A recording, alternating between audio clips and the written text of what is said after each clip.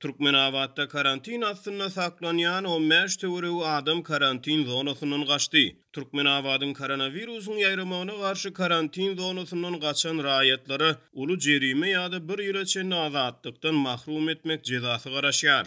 Lewapda lukmanlar gyzygyny ýokorlanan raýatlary belligi alman bejergi edýär. Ýurtdan bu habarlar gelip gowuşýan mahaly prezident Gurbanuly Berdimuhammedow hökümet mejlisinde koronavirusy maslahat etdi. Türkmenawatda karantinne saklanyan Türkiýe, Orsiýet we käbir gyda ýurtlaryna bolup gaýdan 15 töwereği raýat karantinden gaçmagy başarypdyr. Bu barada Azatlyk radiosynyň habarçysy Türkmenawatly we Aşgabatly 2 lukmana sargylanyp habar berýär. Habarçy ol ýeri terk eden raýatlaryň karantin kadalaryny bozanlygyny ýa-da lukmanlara para berenligini aýdýar. Olary Milli Howpsuzlyk Ministrligi öýlerini ele salyp täzeden karantina tapşyrdy. Olara uly jerime ýa-da 1 ýyl azatdykdan mahrum etmek jezasy garaşýar diýip habarçymyz aýdýar. Lukmanlaryň howpsuzlygyny nazarda tutup Azatlyk radiosy olaryň maglumatlaryny mälim etmekden saklanýar. Türkmenistanyň şu wagt içinde koronavirus keseli resmi derejede hasaba alınmady.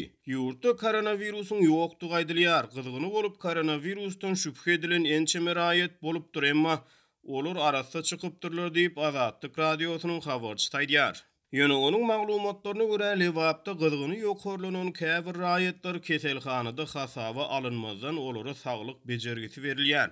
Ýöne häzirki wagtda lukmanlar gyzygyny ýokary raýatlary keselhanada belligi alman olary bejergi edýärler. Bu ýagdaý düşnüksiz diýip Azatlygyň habarçysy aýtdy. Türkmen häkimetleriniň koronavirusyň ýaýramagynyň öňüni almak üçin geçirýän käbir arassaçylyk çäreleri Lewabyň owalaryna itpişikleriň helak bolmagyna getirýär. Habarçymyzyň maglumatlaryna görä Türkmenistanyň arassaçylyk we keselleriň ýaýramagyna garşy göreş gullugy Saýed etrawynyň bereket we bakçaçylar hemde Faraw etrawynyň goýgala daýhan birleşiklerini dezinfeksiýa işlerini alyp barýar. Bu dezinfeksiýanyň çägine ýabany haýwanlaryň bar ýerlerine zäherlenen kalwasy taşlanýar diýip habarçy aýtdy. Ol owalardaky it pişikleriň zäherlenen kalwasalardan helak bolýanyny sözüne goşdy. Bu owalar Özbegistanyň Buhara welaýatynyň Alat we Garaköl etraflary bilen serhetleşýär.